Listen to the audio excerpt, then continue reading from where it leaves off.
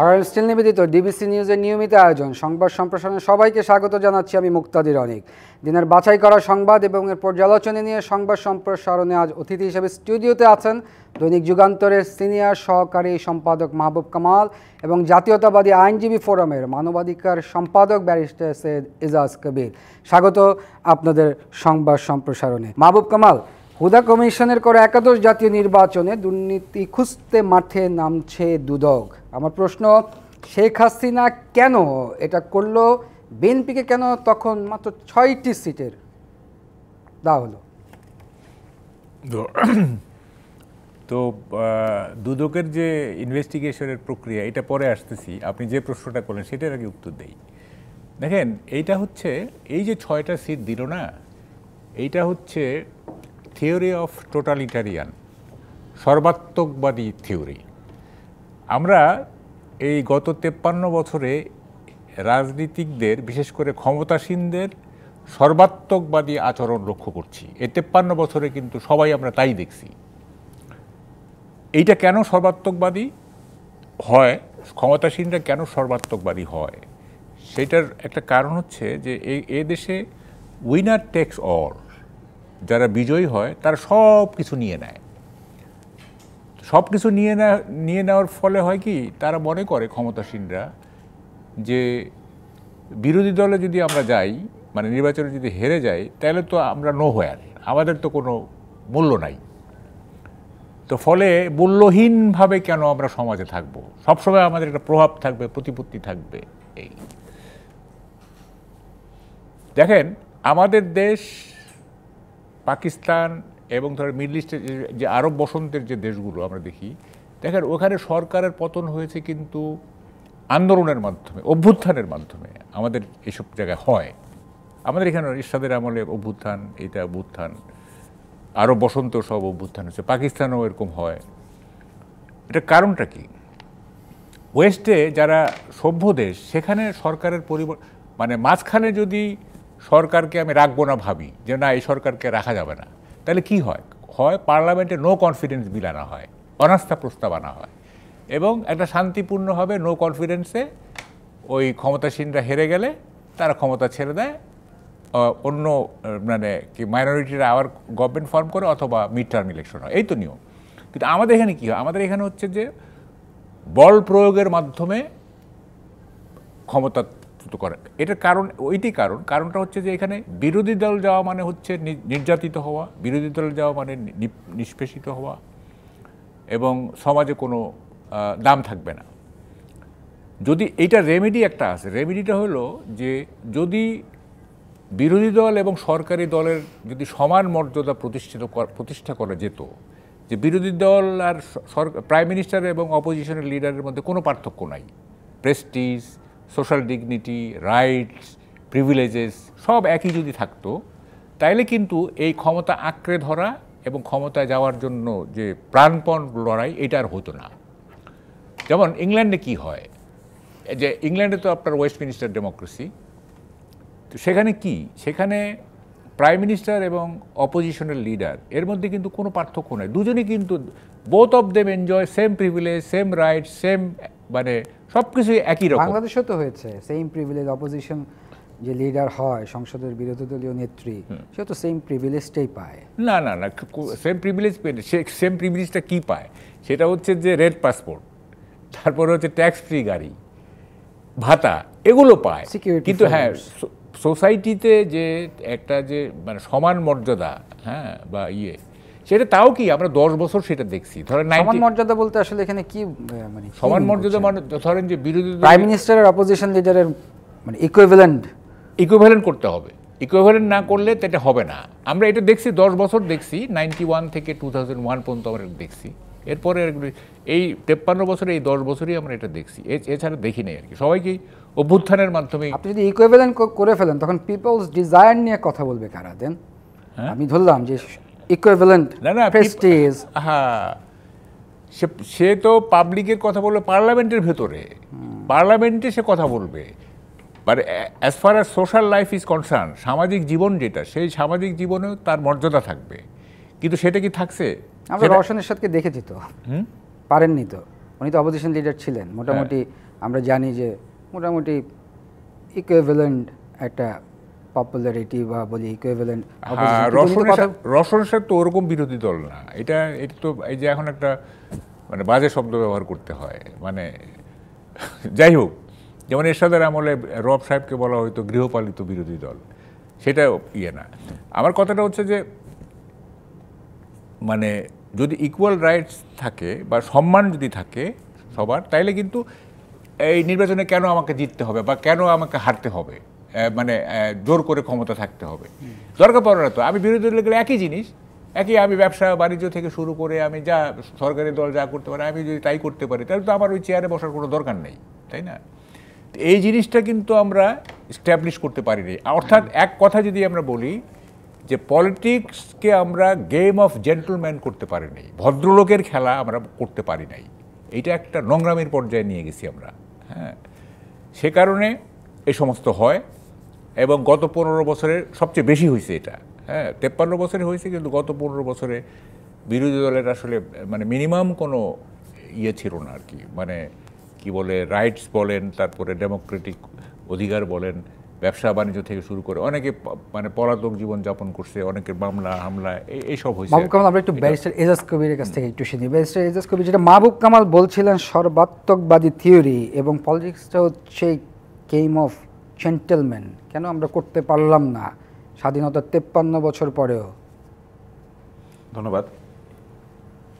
না, উনি senior veteran journalist, উনি অনেক কথাই বলেছেন, উনি ওনার অভিজ্ঞতার আলোকে অনেক কথা বলেছেন, কিন্তু ওনার সব কথার সঙ্গে আমি আসলে মানে দ্বিমত পোষণ না করলেও একমত হতে পারছি না। সেটার ব্যাপারটা হলো যে হ্যাঁ, পলিটিক্সটা অল ওভার দ্য ওয়ার্ল্ড, আপনি যদি এই first past the poll system বলেন বা অন্য যে সিস্টেমে বলেন, it's winner takes it all. আর বিরোধী দল যেই থাকবে ওই সামাজিক মর্যাদারও তো ডিপেন্ড করে সমাজের উপরে, না? আমাদের সমাজ যেরকম আমরা সেরকম মর্যাদা দিব। তো বিরোধী দলে তো আমরা শেখ হাসিনাকেও দেখেছি, বিরোধী দলে আমরা ম্যাডাম খালেদা জিয়াকেও দেখেছি, বিরোধী দলে আমরা রওশন এরশাদকেও দেখেছি। সো আসলে মর্যাদা বা সম্মান এটা তো মানুষের ভালোবাসা বা এটা অর্জন করে নিতে হয়। আর যেটা বলছিলেন যে পলিটিক্স অফ জেন্টলম্যান, ইয়েস, ক্ষমতায় জোর করে থাকার একটা প্রয়াস, ইয়েস, বাট প্রশ্নটা আমার অন্য জায়গাতে। প্রশ্নটা হলো যে 73-তে যে ইলেকশন হয়েছিল তখন বিরোধী দল কে ছিল? ওই ইলেকশনটা রিগ করার কি প্রয়োজন ছিল? এটা ওনারা ভালো বলতে পারবে না, আমরা তো ছিলাম না, আমরা তো বই পড়ে জেনেছি, ওনারা তো অভিজ্ঞ মানুষ, ওনারা তো চাক্ষুষ দেখেছেন, আপনি অ্যাক্টিভিস্ট। হ্যাঁ, তো 73-তে আওয়ামী লীগের অপোজিশন তখন কে ছিল? তো ওই সময় আওয়ামী লীগের ইলেকশনটা রিগ করতে হলো কেন? জবরদখল করে ক্ষমতায় থাকতে হলো কেন? হেলিকপ্টার দিয়ে ভোট ডাকাতি করতে হলো কেন? সো এইটা একটা মেন্টাল সেট আপ, মানসিক একটা জিনিস। তো এটা প্রায়শই আমরা আওয়ামী লীগের মধ্যেই দেখতে পেয়েছি। আমি শেষ করে নিয়ে আমি ভুলে যাবো আবার। 10 সেকেন্ড আর কি। জি বলেন। আপনার সাথে তো আমার কোনো কন্ট্রাডিকশন হচ্ছে না। না, আমি তো বলেই নিছি যে এটা থিওরি অফ টোটালিটারিয়ান। তো 73 তো টোটালিটারিয়ান থিওরি ছিল না? ঠিক আছে, আমি কন্ট্রাডিকশন হলো না। না, কন্ট্রাডিকশন আমি বললাম যে আমি ভুলে যাবো। তো এই 73 যেই ইয়েটা দেখলাম, ইলেকশনটা দেখলাম, সো ওখান থেকে তার পরবর্তীতে আমরা যতগুলি আসি 73 থেকে বেটার ইলেকশন হয়েছে। এবং আলটিমেটলি কোনটা 70 থেকে বেটার ইলেকশন কি কি আমাকে একটু বলেন তো। 73 থেকে আপনি যতগুলি ইলেকশন পরবর্তী দেখেন কম্পারেটিভলি বেটার। এবং বেস্ট ইলেকশন 73 এর পরে 91 এ বা 96 এ ভোটিং এর ঘটনা ঘটে নাই। 91 এর ইলেকশন হচ্ছে so far well recognised to be the best under Shahabuddin. আপনি সবগুলি বলতে পারেন না, 86 88 কি? 80 না, সবগুলি বলতে পারেন, বাট কম্পারেটিভলি যদি 73 থেকে যদি ধরি, কম্পারেটিভলি এটা আমার মতামত যে কম বেশি ভালো মন্দের মধ্যে 73 তুলনায় ভালো, 73 তুলনায় ভালো হয়েছে। আর যেখানে আওয়ামী লীগের মতো দল দেশ চালাচ্ছে, দেশ স্বাধীন করেছে, তারা নেতৃত্ব দিয়েছে স্বাধীনতার, যখন অপোজিশন নাই সেই সময় তো ক্ষমতা কুক্ষিগত করার কিছু নাই। আমি যেটা বলার চেষ্টা করছি সেটা হচ্ছে যে it's is a mental frame. So একটা দলের মেন্টাল ফ্রেমটা সেরকম 73 ইলেকশন দেখলে বোঝা যাচ্ছে, এবং 73 to 75 আমরা দেখে বুঝতে পারছি, এবং যেটার টোটাল বহিঃপ্রকাশটা আমরা আবার দেখতে পেয়েছি ফ্রম 2008 অনওয়ার্ডস, যেটাই আমি বলার চেষ্টা করছি আর কি। সো 96 to 2001 পর্যন্ত আমরা সেই জিনিসটা দেখতে পারিনি, কারণ টু সার্টেন এক্সটেন্ট একটা ইলেকশন প্রসেস আমাদের মধ্যে বিদ্যমান ছিল, যেটা আপনি 91 এ কেয়ারটেকার গভর্নমেন্ট আপনি 2008 এর ইলেকশনটাকেও প্রশ্নবিদ্ধ বলতে অবশ্যই অবশ্যই হ্যাঁ অবশ্যই 2008 এর ইলেকশন অবশ্যই প্রশ্নবিদ্ধ, এবং সবচেয়ে বড় প্রশ্নবিদ্ধ করার আলামতটা হচ্ছে প্রণব মুখার্জির বইটা। সেইখানেই তো বলা হয়েছে যে আমাদের আর্মি চিফকে কীভাবে নেওয়া হয়েছে, কি কথা হয়েছে, এবং তার সেফটি কিভাবে থাকবে, শেখ হাসিনা আসছে সে কীভাবে সেফ এক্সিট প্ল্যান পাবে, এই ধরনের কথা প্রণব মুখার্জি তার বইয়ে লিখেছেন। যদিও উনি যেহেতু নিজে বলেছেন, সেখানে আমার আর এখানে অ্যাসার্ট করার কিছু নাই বা আমার অ্যাসারশন করার কিছু নাই। তো উনি যেহেতু নিজেই বলেছেন, সো আমি ধরেই নিতে পারি যে there is a doubt as to the 2008 election. So ওই জায়গাতে ডেফিনেটলি এটা আমরা আগে মনে করতাম, বাট ওই বইটা পড়ার পর definitely I have no doubt that my election was rigged and that my sovereignty was compromised. হ্যাঁ, এবং এইটার জন্য দায়ী তখনকার ওই মঈনুদ্দিন সরকার। সো ওই জায়গাটা থেকেই বলছি যে আপনার একটা যে বিদ্যমান সিস্টেম ছিল, কেয়ারটেকার গভর্নমেন্টের সিস্টেমটা ছিল, সেটার কারণে মনে করে ভালো মন্দ যেভাবে হোক একটা ব্যালেন্স ছিল। কিন্তু সেটা আমরা 2008-এ যেভাবে আমাদের কেয়ারটেকার গভর্নমেন্টের সহায়তায় যেভাবে পরবর্তী আমরা এই ফ্যাসিস্ট সরকারের জন্মাতে দেখলাম, এবং পরবর্তীতে যেইভাবে আদালতের কাঁধে বন্দুক রেখে কেয়ারটেকার গভর্নমেন্টের এটা সরানো হলো, এই সব কিছু মিলিয়ে এটা আসলে আপনার একটা পলিটিক্যাল পার্টির যে একটা মাইন্ড ফ্রেম, যে ক্ষমতায় থাকবো, সেটি আসলে বোঝা যায়। কিন্তু এবং এটা আমার কাছে, এটা আমার ব্যক্তিগত মতামত, এটা আমি আওয়ামী লীগের মধ্যেই আমি সবচেয়ে বেশি এবং খুব স্ট্রংলি দেখি আর কি। অন্য কোনো দলের মধ্যে অন্য কোনো দল বলতে তো আসলে লার্জার দল বিএনপি এবং কেয়ারটেকার গভর্নমেন্ট উনি বিএনপি ইন্ট্রোডিউস করেছে সব কিছু মিলিয়ে। সো এটা আসলে ক্ষমতা থাকার প্রয়াসটা আওয়ামী লীগের মধ্যে বেশি দেখা যায়, এবং সেটাই লাস্ট 17 বছরে বা 2008-এর পর থেকে। এটাই তো রাজনীতি, এজাজ কবির, ক্ষমতায় থাকার প্রয়াস। না, রাজনীতি হচ্ছে কৌশল, রাজনীতি হচ্ছে আপনি কি টেকনিকে যাবেন। অবশ্যই রাজনীতি একটা কৌশল, কিন্তু এর মানে কি 15 বছর বিএনপি আওয়ামী লীগের কৌশলের কাছে পরাজিত হয়েছে? না, 15 বছর আওয়ামী লীগ বিএনপি আওয়ামী লীগের কৌশলের কাছে পরাজিত হয়নি। 15 বছর আওয়ামী লীগ বাংলাদেশের রাজনীতিকে যেভাবে, এক্সকিউজ মাই ফ্রেঞ্চ, যেভাবে ধর্ষণ করেছে, সেইখানে বিএনপি আসলে রাজনীতি করতে পারে না। শুধু রাজনীতি না, বিএনপি না, কোনো দলই রাজনীতি করতে পারে না। সো এটা ওইরকম কিছু না যে আওয়ামী লীগ। আমরা একটু মাহবুব কামালের কাছে শুনি। মাহবুব কামাল যেমনটা ব্যারিস্টার এজাজ বলছিলেন যে কোনো দলই আসলে রাজনীতি করতে পারে, আপনি কি তেমনটাই মনে করেন? কি গত এই 15 বছর? না, গত 15 বছর তো এটা অস্বীকার করার কোনো উপায় নাই। বিশেষত বিএনপির উপরে, বিএনপি জামাতের উপরে যা করা হয়েছে, এটা একেবারেই আনডেমোক্রেটিক। তো অন্যান্য দল মাঝে মাঝে করেছে, আবার মাঝে মাঝে দেখা যাচ্ছে আননেসেসারি কতগুলো লেফটিস্ট ডেমনস্ট্রেশনগুলোকে বা সমাবেশগুলোকে মানে ডিসমেন্টেল করে দেওয়া হয়েছে, এগুলি মাঝে মাঝে আমরা দেখছি। কিন্তু বাই অ্যান্ড লার্জ আপনার বিএনপিকে রাজনীতি করার সেভাবে সুযোগ করে দেওয়া হয় নাই। এবং এইটা 13-14 সালের, এর আগে কিন্তু ওরকম ছিল না। 13-14 সালে ওই যে আপনার এই যে পেট্রোল বোমার যে নানা রকম আমরা ইভেন্ট দেখছি আর কি, মানে অপঘটনা দেখছি, তারপর থেকে এটাকে ক্যাশ করছে আর কি উনি। হ্যাঁ, উনি ক্যাশ করে তারপরে মামলা হামলা এই সেই ইত্যাদি এইসব করে টোরে বিএনপি আর ভার্চুয়ালি দাঁড়াইতেই পারে নাই। হ্যাঁ, এবং বড় জনসভাগুলো কয়েকটা করছে, কিন্তু শেষে যে 28 অক্টোবরের যেটা লাস্ট, যেটা আর কি, যেটা ডিসমেন্টেল করে দেওয়া হলো, সেটা তো খুবই খারাপ কাজ করছে। যাই হোক, এখন কথা সেটা না, কথাটা হচ্ছে যে আমরা যে জায়গাটা ছিলাম, যে টোটালিটারিয়ান মানসিকতা, এইটা আমাদের রাজনীতিকদের হচ্ছে, মানে এই সাইকিটা হচ্ছে আমাদের ফেয়ার ডেমোক্রেসি চর্চার ক্ষেত্রে সবচেয়ে বড় বাধা। এই সর্বাত্মকবাদী মানসিকতা, আমি সব নিয়ে নিব। হ্যাঁ, দেখবেন এটা সব ক্ষেত্রেই কিন্তু এটা আমরা দেখি। এটা হয়তো বাঙালিরই চরিত্র, হয়তো যে কেউ ভাগ দিতে চায় না। হ্যাঁ, কেউ ভাগ দিতে চায় না, এবং কি বলে যে সব কিছুর উপরে আমার পূর্ণ নিয়ন্ত্রণ থাকবে, এখানে কোনো দ্বিমত থাকা চলবে না, এখানে কোনো শেয়ারার থাকা চলবে না। এটা আমাদের বাঙালিরই একটা চরিত্র।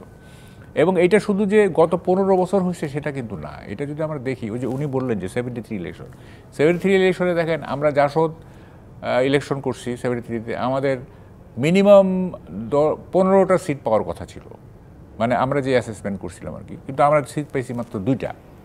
হ্যাঁ, মাত্র 2টা সিট পাইছি। তো ফলে এটা আমাদের যেমন কয়েকটা ক্যান্ডিডেটের রেজাল্ট একেবারেই পাল্টিয়ে ফেলা হয়েছিল ইত্যাদি। কী কারণে করলেন বঙ্গবন্ধু এটা আমি বুঝলাম না। 10-20টা সিট যেমন ধরেন এই যে 2018 না যেটা, আচ্ছা বিএনপি যদি 60-70টা সিট পাইতো কী এমন সমস্যা ছিল? বরং তার আওয়ামী লীগের জন্য বরং ভালো হইতো যে একটা বিরোধী দল একটা কি বলে যে একটা মোটামুটি ভালো বিরোধী দল।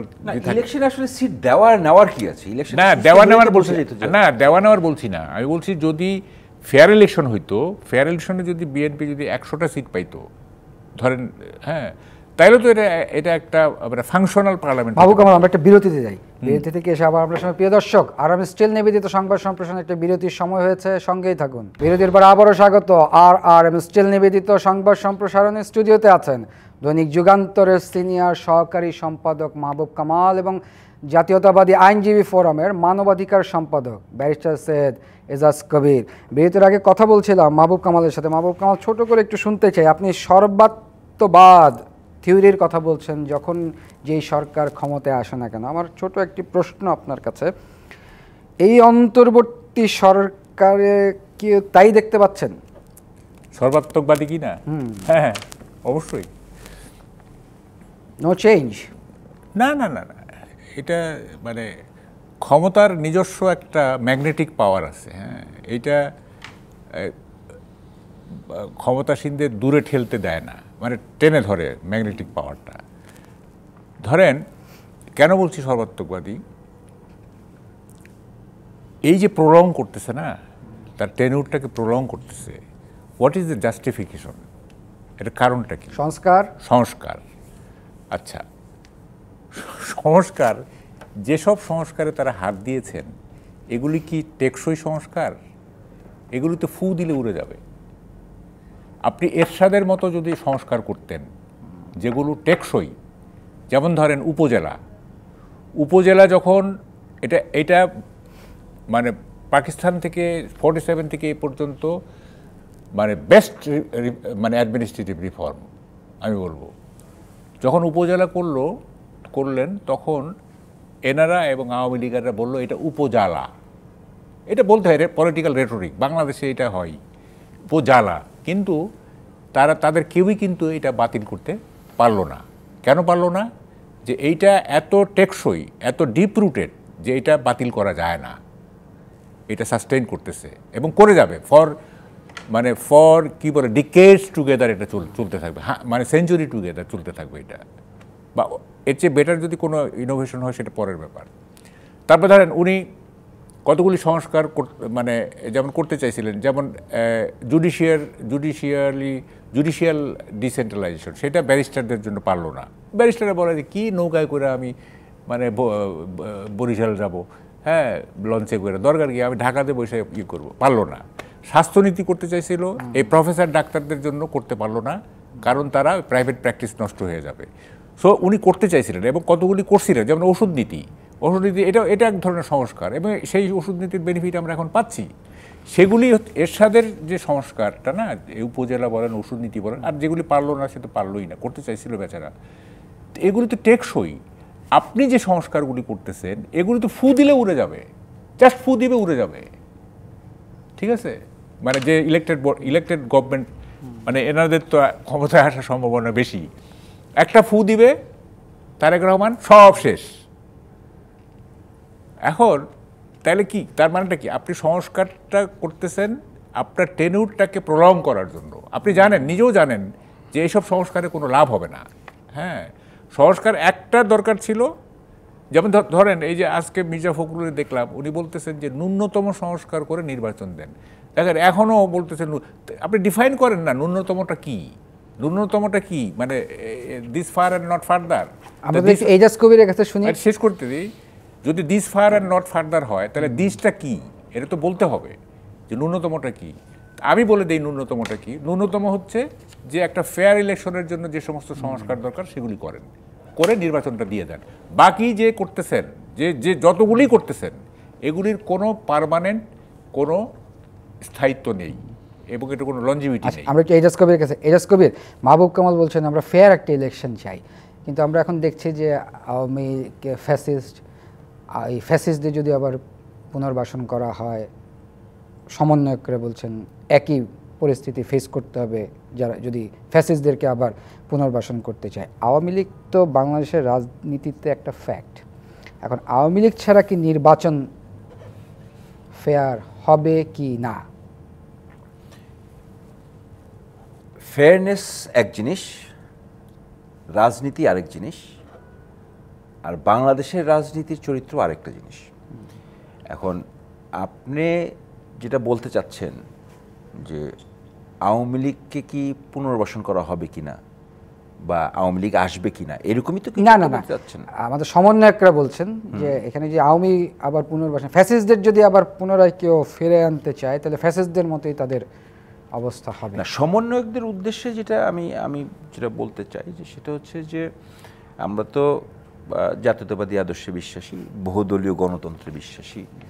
আমরা কোনো রাজনৈতিক দলকে ব্যান করতে, এটা যদি জনগণ যদি বয়কট করে তাহলে সে পার্লামেন্টে যাবে না, কিন্তু ওই আইন করে যেভাবে ব্যান করতে হবে এরকম ধারণা বা ধারণ বিএনপি রাখে না।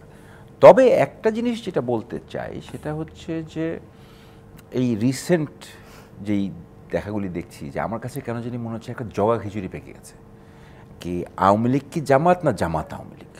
মানে এখন সমন্বয়কদের কথা যদি বলি বা ছাত্রদের কথা যদি বলি, 5ই আগস্টের যেই ছাত্র জনতার বিপ্লবের কথা যদি বলি, তার আগে ভ্যাট নিয়ে আন্দোলন হয়েছে, নিরাপদ সড়ক নিয়ে আন্দোলন হয়েছে, হেলমেট লীগের আক্রমণ দেখেছি ছাত্রদের উপরে। তো আমরা তো এই 5ই আগস্টের পর দেখছি যে মানে জামাত, ছাত্রলীগ আর শিবির মনে হচ্ছে লেজে গোবরে। সো আসলে আমাদেরকে এখন আইডেন্টিফাই করতে হবে যে আসলে রাজনীতি যদি বাদই দিই, বিএনপির কথাটা যদি বাদই দিই, ছাত্রদের কথাটাই যদি ধরি, তাহলে এদের উপরে আক্রমণটা করলো কে? যে এই যে ভ্যাট নিয়ে যে আন্দোলন করলো, তারা নিরাপদ সড়ক নিয়ে আন্দোলন করলো, তখন হেলমেট লীগ নিয়ে হলো। এই যে 5ই আগস্টের পর এখন দেখা যাচ্ছে যে শিবিরের ওরাই আওয়ামী লীগে ছিল, তারা বলতে যাচ্ছে ইনার স্যাবোটেজ করেছে, এরকম একটা ভাব নিতে চাচ্ছে। বা আবার দেখা যাচ্ছে আওয়ামী লীগের এখন জামায়াতের নেতা হলো, পত্রিকায় দেখলাম। তো বিএনপির কথা বাদই দিলাম, বিএনপি ধরে নেন for the sake of argument, বিএনপির অনেক লোককে তো আমরা আওয়ামী লীগে যোগ দিতে না, সেটা ঠিক আছে, আওয়ামী লীগে যোগ দিতে দিয়েছেন, তাদেরকে তো পুনর্বাসন বিএনপিতে করা হয়নি, এরকম এখন পর্যন্ত দেখা যায়নি। কিন্তু আমার কথাটা হচ্ছে যে জামাত যেভাবে ক্লেম করছে আর আওয়ামী লীগের যে কার্যপরিধি দেখেছি সেটা নিয়ে একটা লেজে গোবরে আমার কাছে মনে হচ্ছে যে লেগে গেছে। এটা আসলে আমার ছাত্রদের সমন্বয়কদের একটা ডিটারমিন করা উচিত আর কি, যে আসলে জামাত আওয়ামী লীগ না আওয়ামী লীগ জামাত, বা ইনার কমপ্লিকেশনসটা কী ছিল। আর সমন্বয়কদের ব্যাপারে বা ওনাদের যেটা হচ্ছে যে আসলে ওনারা কি চাচ্ছেন বা কি বুঝতে পারছেন, এই ব্যাপারটা আমি আসলে এখন পুরোপুরি ক্লিয়ার না। মানে ওনারা কি আসলে রাজনীতিতে আসতে চাচ্ছেন, না রাজনীতিতে একটা প্রেশার গ্রুপ হিসেবে কাজ করতে চাচ্ছেন, না ওনারা আসলে মানে ওনারা নিজেরাই ক্ষমতায় আসতে চাচ্ছে? সেটা আমরা পরে আলোচনা করবো। ব্যারিস্টার কবি, আপনার কাছে আমার প্রশ্ন ছিল, বিএনপি কি আওয়ামী লীগকে নিয়ে নির্বাচন করতে চাচ্ছে কিনা? দেখেন, নির্বাচনে সব দল অংশগ্রহণ করতে পারবে, তবে একটা কথা আছে যে গত 17 বছর যে অন্যায় হয়েছে, এই অন্যায়ের বিচারটা হতে হবে। এবং এই অন্যায়টা হয়েছে আওয়ামী লীগের অধীন, আওয়ামী লীগ দ্বারা, এবং আওয়ামী লীগ ফ্যাসিবাদীর তকমাটা নিজের কপালে লাগিয়েছে। 73 থেকে 75-এর কথা বাদ দিলাম। সেই ক্ষেত্রে যারা এটার সঙ্গে জড়িত, আমার ব্যক্তিগত মতামত হচ্ছে যে তাদের বিচারের পরই তারা যেন ইলেকশনে আসতে পারে। আর যদি আইডিওলজিক্যাল পার্সপেক্টিভ আর দলীয় রাজনৈতিক পার্সপেক্টিভে যদি বলেন, বিএনপি থেকে আওয়ামী লীগকে মানে আওয়ামী লীগ ইলেকশন করে যদি এখন আসতে পারে সংসদে, আসবে। এখানে বিএনপির তরফ থেকে কোনো হাঁ বা না নাই। আওয়ামী লীগ একটি নিবন্ধিত রাজনৈতিক দল, তারা থাকবে, তারা রাজনীতি করবে। জনগণ যদি তাদেরকে রাজনীতি করতে দেয়, জনগণ যদি তাদেরকে ভোট দেয়, তারা দরকার আবার সরকারে আসবে। এতে বিএনপির কিছু আসে যায় না। ধন্যবাদ এজাজ কবির, ধন্যবাদ মাহবুব কামাল। আমাদের একটা বিরতির সময় আছে প্রিয় দর্শক। আর স্টিল নিবেদিত সংবাদ সম্প্রসারণের বিরতির সময় হলে সঙ্গেই থাকুন। বিরতির পর আবারও স্বাগত। আর স্টিল নিবেদিত সংবাদ সম্প্রসারণ স্টুডিওতে আছেন মাহবুব কামাল এবং ব্যারিস্টার সৈয়দ এজাজ কবির। মাহবুব কামাল, আমরা এজাজ কবিরের সাথে কথা বলছিলাম আগামী নির্বাচনের পার্টিসিপেন্টস নিয়ে, আপনি যদি একটু বলতেন। আমি বলবো কি জানেন, এই গভর্নমেন্ট খুব উভয় সংকটে আছে। এটাকে বলে, ইংরেজিতে বলে হর্নস অফ এ ডিলেমা। সেটা হচ্ছে সরকার যদি এই ছাত্র তথা এই কি নাগরিক কমিটি নাকি তার একটা দল করবে যেটা সেটাকে যদি জিতিয়ে আনতে চায় তাহলে তাকে ম্যানিপুলেট করতে হবে ইলেকশন। ম্যানিপুলেশন ছাড়া এদেরকে জিতিয়ে আনা যাবে না। আর যদি ম্যানিপুলেশন করে তাহলে ইলেকশনটা বিতর্কিত হবে এবং ন্যাশনালি ইন্টারন্যাশনালি বিতর্কিত হবে। তখন প্রশ্ন উঠবে তাহলে হাসিনা কি দোষ করছিল। উভয় সংকটে আপনি বুঝতে পারতেছেন জিনিসটা। ম্যানিপুলেট করা ছাড়া ওদেরকে আনতে পারবে না ক্ষমতায়, আবার ম্যানিপুলেট করলে হয়ে যাবে বিতর্কিত নির্বাচন এবং তখন হাসিনার প্যারালাল হয়ে যাবে। সো গভর্নমেন্ট খুবই টেনশনে আছে আমার ধারণা আর কি, মারাত্মক টেনশনে আছে। এখন এই জন্য আমি বলি কি, মানে এইসব বাদ এগুলি যে সমস্ত চিন্তা মাথায় আছে না সরকারের, এগুলি বাদ টাদ দিয়া খুব প্লেন অ্যান্ড সিম্পল চিন্তা করুক। প্লেন সিম্পল কি, ইলেকশন দিয়ে দেওয়া হোক, ছাত্ররা রাজনীতি দল কী করবে না করবে সেটা তাদের ব্যাপার। হ্যাঁ, ওখানে মাথা ঘামানোর কোনো দরকার নেই। ইলেকশন দিয়ে, এবং ইলেকশনটা আওয়ামী লীগও যাতে পার্টিসিপেট করতে পারে, প্রোভাইডেড আওয়ামী লীগের যারা ক্রাইম করছে, যারা দুর্নীতি করছে, যারা হত্যার সঙ্গে জড়িত, যারা তারা ইলেকশন করতে পারবে না। তারা তো এমনিতেই যেহেতু তারা মামলার আসামি এবং বাই দিস টাইম কেউ কেউ কনফ্লিক্টও হয়ে যাবে, তো তারা তো আর করতে পারবে না। কিন্তু মানে Awami League as a party সেটা যদি ইলেকশন করে তাইলে ইলেকশনটা গ্রহণযোগ্য হবে। মানে ইন্টারন্যাশনালি, ন্যাশনালি বাদ দেন, ইন্টারন্যাশনালি গ্রহণযোগ্য হবে যে হ্যাঁ এই দলটাও ইলেকশন করছে। কিন্তু আমি রিপিট, কেউ যেন আবার ভুল না বুঝে, সেটা হচ্ছে যে যারা মানে ফৌজদারি অপরাধ করছে, হ্যাঁ, এবং হত্যার সঙ্গে তারা নির্বাচন করতে পারবে না। এছাড়া আওয়ামী লীগের যারা নির্দোষ, ইনোসেন্ট, এই যে আওয়ামী লীগ এটা তো ভাস্ট পার্টি না একটা, এর মধ্যে তো সবাই আর ক্রিমিনাল না, তাই না? তাইলে আপনি যারা ইনোসেন্ট, যারা কি বলে দেশপ্রেমিক, যারা রিয়েলি কিছু মিন করে রাজনীতি করে, তাদেরকে আপনি ইলেকশন করতে দেন, তারপর দেখেন কি হয়। আওয়ামী লীগকে মাইনাস করে ছাত্রদের দলকে জিতিয়ে আনবেন, এই চিন্তা করলে কিন্তু শিরে সংক্রান্তি আমরা বাগধারা পড়ছিলাম। মানে শিরে সংক্রান্তি মানে আসন্ন বিপদ। তো এই শিরে সংক্রান্তি নিয়েন না, এইটা মানে একটা সুন্দর ইলেকশন দিয়ে দেন। হ্যাঁ, সবাই ছাত্ররা যদি দল করুক, তারা পার্টিসিপেট করুক, অসুবিধা কি? কিন্তু ম্যানিপুলেশনে যাওয়া যাবে না। ম্যানিপুলেশনে গেলেই মানে আর রক্ষা নাই, একেবারেই রক্ষা নাই। হ্যাঁ, ইলেকশনটা ফেয়ার করতে হবে এবং ফেয়ারে যে আসবে সে গভর্নমেন্ট। ধন্যবাদ মাহবুব। আমরা একটু এজাজ কবিরের কাছে শুনতে চাই, যেটা মাহবুব কামাল বলছেন শিরে সংক্রান্তি। মাহবুব কামাল, এজাজ কবির, আমি যদি বলি এখন যে তিনটা বিষয় নিয়ে আসলে আটকে আছি, নির্বাচন, সংস্কার না ঐক্য, এজাজ কবির কোনটা? তিনোটাই প্রয়োজন। কোনটা বেশি প্রয়োজন? একই সাথে তিনোটা শতভাগ সব বিষয়ে প্রয়োজন এবং প্যারালালে এই কাজগুলি হতে হবে। সংস্কার প্রয়োজন একটা নির্বাচনের জন্যে, ঐক্য প্রয়োজন দেশ গড়ার জন্যে। এবং সংস্কার, বিএনপির মহাসচিব মির্জা ফখরুল ইসলাম যেটা বলেছেন যে ন্যূনতম সংস্কার, এটা আসলে আপনি বিভিন্ন মানুষ বিভিন্নভাবে ইন্টারপ্রেট করতে পারে হয়তোবা, বাট এটা উনি বলেছেন, উনি যেহেতু দলের একটা পদে বসে উনি কথা বলেছেন, ডেফিনেটলি এটার একটা কোনো মর্মার্থ আছে। তবে অফিসিয়ালি বিএনপি এখনও ওইরকমভাবে টাইম ফ্রেম গুনে দেয়নি। তবে এখন পর্যন্ত বিএনপি আমরা এই সরকারকে সহযোগিতা করে যাব এবং যত দ্রুত সম্ভব নির্বাচনের দাবিটাও আমরা করে যাব। কিন্তু এর মানে এই না যে আমরা এই মুহূর্তে গভর্নমেন্টের বিরুদ্ধে আমাদেরকে আন্দোলন করতে হবে। এর মানে এই না যে এই সরকারকে আমরা আবার 3 বছর 5 বছরের সময় দিয়ে দিব। একটা রিজনেবল টাইম ফ্রেমের মধ্যে কেয়ারটেকার গভর্নমেন্টে তো আমাদের অভিজ্ঞতা আছে না, আমরা 91-এ দেখেছি, 96-এ দেখেছি কীভাবে। তো ওই আলোকের ইয়েতে হয়তো বা একটা রিজনেবল টাইম ফ্রেমের মধ্যে এটা দলীয় সিদ্ধান্ত হবে, এখানে আমার মন্তব্য করার কিছু নেই।